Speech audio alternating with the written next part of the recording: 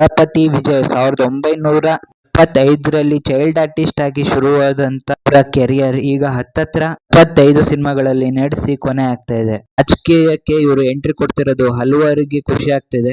ಇನ್ಮೇಲೆ ಇವರ ಮೂವಿಗಳು ರಿಲೀಸ್ ಆಗೋದಿಲ್ಲ ಅನ್ನೋ ದುಃಖ ಅವರ ಫ್ಯಾನ್ಸ್ ಗಳಲ್ಲಿ ಕಾಣ್ತಾ ಇದೆ. ಇವರ ಕೊನೆಯ ಸಿನಿಮಾ ಆದಂತ ಜನನಾಯಕ ಟ್ರೇಲರ್ ರಿಲೀಸ್ ಆಗಿದೆ. ಟ್ರೇಲರ್ ಹೇಗಿದೆ ಅದನ್ನ ನೋಡಿ ನನಗೇನ್ ಅನ್ನಿಸ್ತು ಅಂತ ತಿಳ್ಕೊಂಬರೋಣ ಬನ್ನಿ. ಅದಕ್ಕಿಂತ ಮುಂಚೆ ಚಾನೆಲ್ ನ ಸಬ್ಸ್ಕ್ರೈಬ್ ಮಾಡ್ಕೊಂಡಿಲ್ಲ ಅಂದ್ರೆ ಪ್ಲೀಸ್ ಬೇಗ ಸಬ್ಸ್ಕ್ರೈಬ್ ಮಾಡ್ಕೊಳ್ಳಿ. ಈ ಸಿನಿಮಾ ರೀಮೇಕ್ ಅಂತ ಕೇಳೋದಾದ್ರೆ cinema frame to frame remake ಆಗದೆ ಇದ್ರು ಕೂಡ ಪಾರ್ಷಲ್ ಇಂಪ್ರೂವೈಸೇಷನ್ ಅನ್ಬೋದು. ಅಂದ್ರೆ ಬಾಲಯ್ಯ ಅವರ ಮೂವಿ ಸೀನ್ಸ್ ಗಳನ್ನ ತಗೊಂಡು ಇಲ್ಲಿ ಇಂಪ್ರೂವೈಸ್ ಮಾಡಿ ಶೂಟ್ ಮಾಡಿದ್ದಾರೆ ಅಂತ ಹೇಳ್ಬೋದು. ಇನ್ನ ಲೊಕೇಶನ್ ಟ್ರೈನಿಂಗ್ ಕೊಡ್ತಾ ಇರುವಂತ ಶಾರ್ಟ್ ಗಳು ಏರಿಯಾದಲ್ಲಿ ಕಾಣುವಂತ ಜಾಗದಲ್ಲಿ ಇಂತ ಆಕ್ಷನ್ ಬ್ಲಾಕ್ ರೀತಿ ಸಾಕಷ್ಟು ಕಡೆ ಫ್ರೇಮ್ ಟು ಫ್ರೇಮ್ ಸೀಕ್ವೆನ್ಸ್ ಗಳು ಕಂಡು ಬಂದಾಗ ರೀಮೇಕ್ ಅಲ್ಲ ಅನ್ನೋದಕ್ಕೆ ತುಂಬಾನೇ ಕಷ್ಟ ಆಗ್ಬೋದು. ಟು ಬಿ ಫ್ರಾಂಕ್ 2000 ಅಥವಾ 2010 ನಲ್ಲಿ ಅವರ ಕೆರಿಯರ್ ನ ಬಿಲ್ಡ್ ಮಾಡೋದಕ್ಕೆ ರೀಮೇಕ್ ಮೂವಿಗಳು ತುಂಬಾನೇ ಹೆಲ್ಪ್ ಮಾಡಿದಾವೆ ಅಂತ ಅನ್ಬೋದು. ಇದರ ಟ್ರೈಲರ್ ನ ವಿಚಾರಕ್ಕೆ ಬರೋದಾದ್ರೆ ಇದು commercial mass masala cinema.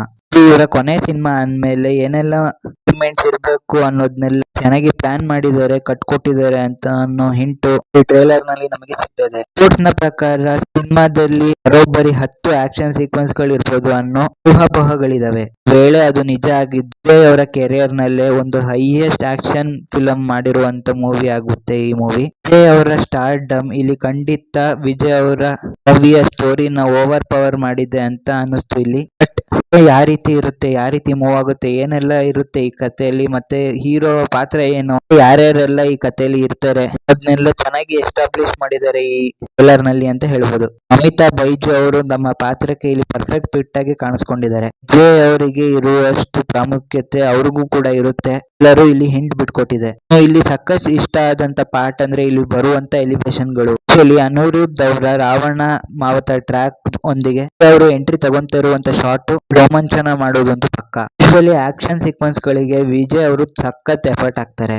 Fight ಕೂಡ ಯೂನಿಕ್ಲಿ ಕೋರಿಯೋಗ್ರಫಿ ಆಗಿರುತ್ತೆ. ಇಲ್ಲಿ ಅವರ last cinema last screen presence ನ ಎಷ್ಟು ನೀಟಾಗಿ ಕಟ್ಕೊಟ್ಟಿದ್ದಾರೆ ಅನ್ನೋದನ್ನ ನಾವು ಸಿನಿಮಾ ನೋಡಿ ತಿಳ್ಕೊಬೇಕಾಗುತ್ತೆ. ಬಾಬಿ ಡಿಯೋಲ್, ಪ್ರಕಾಶ್ ರಾಯ್ ಹಾಗೇನೆ ಮೇನ್ ಲೀಡ್ ಆಗಿ ಪೂಜಾ ಹೆಗ್ಡೆ ಅವರು ಕೂಡ ಗಳಿಗೆಲ್ಲ ಸಾಕಷ್ಟು ಕಮ್ಮಿ ಶಾರ್ಟ್ ಗಳನ್ನ ಇಟ್ಟಿದ್ದಾರೆ. ಈಗ ಒಂದು ಒಳ್ಳೆ ರೋಲ್ಸ್ ಗಳಿರುತ್ತೆ, ಸ್ಪೇಸ್ ಗಳಿರುತ್ತೆ.